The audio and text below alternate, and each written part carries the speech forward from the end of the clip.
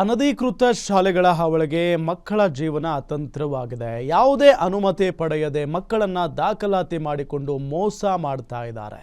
Sarjapura police ಠಾಣೆಯಲ್ಲಿ FIR ದಾಖಲಾಗಿದೆ. ತಿಪ್ಪಸಂದ್ರದ ಗುಂಜೂರಿನಲ್ಲಿರುವಂಥ euro school ಮೇಲೆ ಗಂಭೀರ ಆರೋಪ ಕೇಳಿ ಬಂದಿದೆ. ನೋಡಿ, ರಾಜ್ಯದಲ್ಲಿ ಅನಧಿಕೃತ ಶಾಲೆಗಳ ಹಾವಳಿಗೆ ಮಕ್ಕಳ ಜೀವನ ಅತಂತ್ರ ಆಗಿರೋದು. ಮಕ್ಕಳ ಭವಿಷ್ಯದ ಜೊತೆಗೆ ಶಾಲೆಗಳು ಚೆಲ್ಲಾಟ ಆಡ್ತಾ ಇದ್ದಾವೆ. ಪರ್ಮಿಷನ್ ಇಲ್ಲದೆ ಮಕ್ಕಳನ್ನ ದಾಖಲಾತಿ ಮಾಡಿಕೊಂಡು ಮೋಸ ಮಾಡ್ತಾ ಇದ್ದಾರೆ. ಸರ್ಜಾಪುರ ಪೊಲೀಸ್ ಠಾಣೆಯಲ್ಲಿ ಎಫ್ಐಆರ್ ಕೂಡ ದಾಖಲಾಗಿದೆ. ತಿಪ್ಪಸಂದ್ರದ ಗುಂಜೂರಿನಲ್ಲಿರುವಂಥ ಯೂರೋ ಸ್ಕೂಲ್ ಮೇಲೆ ಆರೋಪ ಕೇಳಿ ಬಂದಿದೆ. ಯೂರೋ ಸ್ಕೂಲ್ಗೆ ಅಡ್ಮಿಷನ್ ಮಾಡಿಸಿದ್ದ ಪೋಷಕರಿಗೆ ಶಾಕ್ ಆಗಿರೋದು. ಯೂರೋ ಶಾಲೆಯ ವಿರುದ್ಧ ಪೋಷಕರಿಂದ ಸಾಲು ಸಾಲು ಆರೋಪ ಕೇಳಿ ಬಂದಿದೆ. ಶಾಲೆಗೆ ಎಲ್ಲ ರೀತಿಯ ಅನುಮತಿ ಇದೆ ಅಂತ ಆಡಳಿತ ಮಂಡಳಿ ಹೇಳಿತ್ತು. ರಾಜ್ಯದಲ್ಲಿ ಅನಧಿಕೃತ ಶಾಲೆಗಳ ಹಾವಳಿಗೆ ಮಕ್ಕಳ ಜೀವನ ಅತಂತ್ರ ಸ್ಥಿತಿಯಲ್ಲಿದೆ. ಈಗ ಏನ್ ಅನ್ಕೊಂಡಿದ್ದಾರೆ ಇವರು? ಮಕ್ಕಳ ಭವಿಷ್ಯದ ಬಗ್ಗೆ ಆಟ ಆಡಬೇಕಾ? ಪರ್ಮಿಷನ್ ಇಲ್ಲದೆ ಮಕ್ಕಳನ್ನ ದಾಖಲಾತಿ ಮಾಡ್ಕೊಳ್ಳೋದು ಎಷ್ಟರ ಮಟ್ಟಿಗೆ ಸರಿ? ಮೋಸ ಅಲ್ವಾ ಇದು? ಹಾಗಾದ್ರೆ ಸರ್ಜಾಪುರ ಪೊಲೀಸ್ ಠಾಣೆಯಲ್ಲಿ ಎಫ್ಐಆರ್ ದಾಖಲಾಗಿದೆ. ಈಗ ತಿಪ್ಪಸಂದ್ರದ ಗುಂಜೂರಿನಲ್ಲಿರುವಂಥ ಯೂರೋ ಸ್ಕೂಲ್ ಮೇಲೆ ಕೇಳಿ ಬಂದಿರುವಂಥ ಆರೋಪ ಇದು. ಯೂರೋ ಸ್ಕೂಲ್ಗೆ ಅಡ್ಮಿಷನ್ ಮಾಡಿಸಿದ್ರು ಪೋಷಕರು, ಅವರಿಗೆ ಶಾಕ್ ಆಗಿದೆ. ಯೂರೋ ಶಾಲೆಯ ವಿರುದ್ಧ ಈಗ ದೊಡ್ಡ ಮಟ್ಟದ ಆರೋಪ ಕೇಳಿ ಬರ್ತಾ ಇರೋದು. ನೋಡಿ, ಯೂರೋ ಸ್ಕೂಲ್ ಏನು ನಿರ್ಮಾಣ ಹಂತದಲ್ಲಿದೆ. ಮಕ್ಕಳಿಗೆ ಒಳ್ಳೆಯ ವಿದ್ಯಾಭ್ಯಾಸ ಕೊಡಿಸಬೇಕು ಅಂತ ಆಸೆ ಪಟ್ಟಿದ್ದಂಥ ಪೋಷಕರಿಗೆ ಲಿಟ್ರಲಿ ಶಾಕ್ ಆಗಿದೆ. ಈಗ ಯೂರೋ ಶಾಲೆಯ ವಿರುದ್ಧ ಸಾಲು ಸಾಲು ಆರೋಪವನ್ನ ಮಾಡ್ತಾ ಇದ್ದಾರೆ ಪೋಷಕರು. ಶಾಲೆಗೆ ಎಲ್ಲ ರೀತಿಯ ಅನುಮತಿ ಇದೆ, ಲೈಸೆನ್ಸ್ ಇದೆ ಅಂತ ಪುಂಗಿ ಬಿಟ್ಟಿದ್ರು ಆಡಳಿತ ಮಂಡಳಿಯವರು. ದಾಖಲಾತಿ ಸಮಯದಲ್ಲಿ 25,000 ಹಣ ಮುಂಗಡವಾಗಿ ಪಡೆದಿದ್ದಂಥ ಆಡಳಿತ ಮಂಡಳಿ.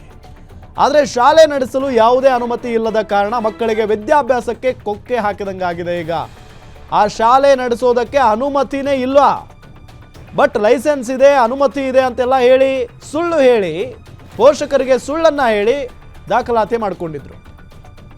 ಅನುಮಾನಗೊಂಡಂತ ಪೋಷಕರು ಆನೇಕಲ್ನ ಬಿಇಒಗೆ ದೂರನ್ನ ಕೊಟ್ಟಿದ್ರು. ಆದರೆ ಶಿಕ್ಷಣಾಧಿಕಾರಿಗಳಿಂದಲೂ ಕೂಡ ಯಾವುದೇ ರಿಪ್ಲೈ ಬಂದಿಲ್ಲ. ಅಲ್ಲದೆ ಶಾಲೆಯ ವಿರುದ್ಧ ಕ್ರಮ ಕೈಗೊಳ್ಳೋದಕ್ಕೆ ಹಿಂದೇಟನ್ನ ಹಾಕ್ತಾ ಇದ್ದಾರೆ ಅಧಿಕಾರಿಗಳು ಅನ್ನೋದು ಗೊತ್ತಾಗ್ತಾ ಇದೆ.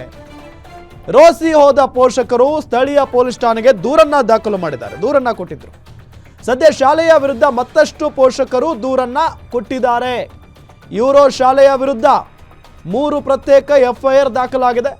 ಅನಧಿಕೃತ ಶಾಲೆಗಳ ಹಾವಳಿಗೆ ಕಡಿವಾಣ ಯಾವಾಗ ಅಂತ ಸಾರ್ವಜನಿಕರು ಪ್ರಶ್ನೆಯನ್ನ ಮಾಡ್ತಾ ಇದ್ದಾರೆ. ಶಾಲೆಯ ಬಿಲ್ಡಿಂಗ್ ಚಿತ್ರ ತೋರಿಸಿ ಮಕ್ಕಳ ಭವಿಷ್ಯದ ಜೊತೆಗೆ ಚೆಲ್ಲಾಟವನ್ನ ಆಡ್ತಾ ಇರೋದು.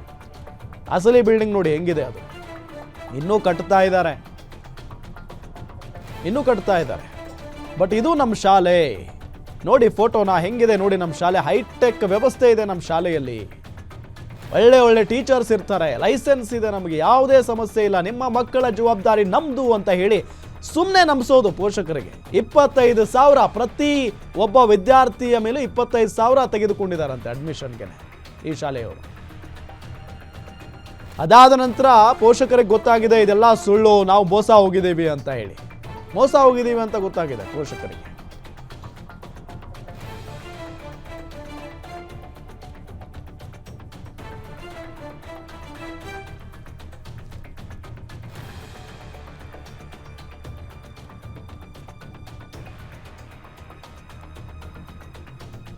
ಈಗ ಮೋಸ ಹೋದಂಥ ಪೋಷಕರೇ ನಮ್ಮ ಜೊತೆಗೆ ಸಂಪರ್ಕದಲ್ಲಿದ್ದಾರೆ.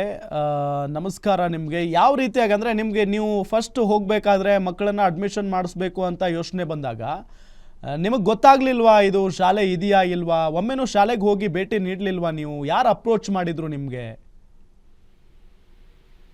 Sir, me and my husband only approached there. Okay. Generally, we approach like any schools are available nearby our location. Okay, and then only we get to know like, okay, nearby one Euro school is there. Then we went there. We took admission on that day.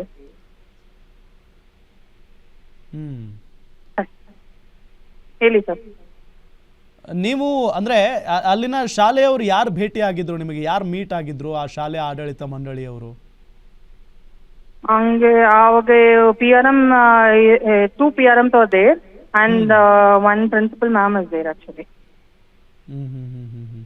ನಿಮ್ಗೆ ಆ school ಬಗ್ಗೆ ಏನ್ ಗೊತ್ತಿತ್ತು ಮೊದಲು? ಅಂದ್ರೆ school ಬಗ್ಗೆ ಗೊತ್ತೇ ಇರ್ಲಿಲ್ವಾ ನಿಮ್ಗೆ? School under construction only it is there, sir, actually.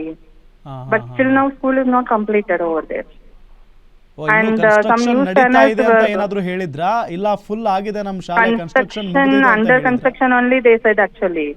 Okay, later only we get to know, still now construction is not, then we are calling continuously, construction is under construction only it is going on. Construction is not a problem now. Later we get to know from one news channel, it is not affiliated, like it, they didn't get the approval for the construction, for school construction. ನಿಮ್ಗೆ ಏನ್ ಮೋಸ ಆಗಿದೆ ಈಗ? ನಿಮ್ಮ ಮಕ್ಕಳಿಗೆ ಏನ್ ಮೋಸ ಆಗಿದೆ ಈಗ? Sir, without approval, why you are taking my admission, sir? Okay. Approval all done only, they said. Without approval, why they took the admission actually? So ಇಷ್ಟೆಲ್ಲ Admission, ಗೊತ್ತಾಗುತ್ತೆ for ನಿಮಗೆ? 26,000 already I paid for Okay. pre-confirmation. They don't have approval for the school. Then why they collected the amount actually? Correct. ಅಲ್ಲ, Without ಈಗ ಇಷ್ಟ construction, it is fine, sir. You can able to construct, you can able to build the school in on time. Okay, fine, I understand. Okay, in that trust only we took the admission. But without approval, why took my admission? That's so that ಈಗ is the licence problem. ಇಲ್ಲ, ಎಂತದೂ ಇಲ್ಲ. So ಇಷ್ಟೆಲ್ಲ ಇಲ್ಲ, ಗೊತ್ತಾಯ್ತು, sir. ನಿಮಗೂ ಗೊತ್ತಾಯ್ತು, ನಿಮ್ಮ ಒಂದಿಷ್ಟು ಜನ ಪೋಷಕರಿಗೂ ಗೊತ್ತಾಯ್ತು. ನೀವು ಹೋಗಿ ಆ ಸ್ಕೂಲ್ನ ಪ್ರಿನ್ಸಿಪಾಲ್ ಅಥವಾ ಅಲ್ಲಿ ಯಾರಿದ್ರು ಸಿಬ್ಬಂದಿಗಳು ಅವರನ್ನ ಕೇಳುವಂತ ಅಂದ್ರೆ ಹೋಗಿದ್ರಾ ನೀವೆಲ್ಲ Yes, sir. ಕೇಳುವಂತ School hatra already we don't have the trust on the school, sir. They promised me everything. We got all the approval and everything. Now trust is not there for the school. Why I have to go and talk with that school actually? So ಇಷ್ಟೆಲ್ಲ ಗೊತ್ತಾಗಿದೆಯಲ್ಲ, ಈಗ ಮೋಸ ಹೋಗಿದ್ದೀರಿ ಅಂತ. ಈಗ next ಏನ್ ಮಾಡ್ತಿದ್ದೀರಾ ಹಾಗಾದ್ರೆ? Next ನೀವೇ ಹೇಳಿ sir. Next what we will do? Okay, police complaint ಕೊಟ್ಟಿದ್ದೀರಾ? Police complaint already done, sir. Okay, ಈಗ ಪೊಲೀಸ್ನವ್ರು ಏನ್ ಮಾಡ್ತಿದ್ದಾರೆ ಹಾಗಾದ್ರೆ? ಏನ್ ಹೇಳಿದ್ದಾರೆ? We will process it like that only, we said, sir, actually. Okay madam, thank you Guarantee News ಜೊತೆಗೆ ಮಾತನಾಡಿದ್ದಕ್ಕೆ. Thank you, sir. Thank you.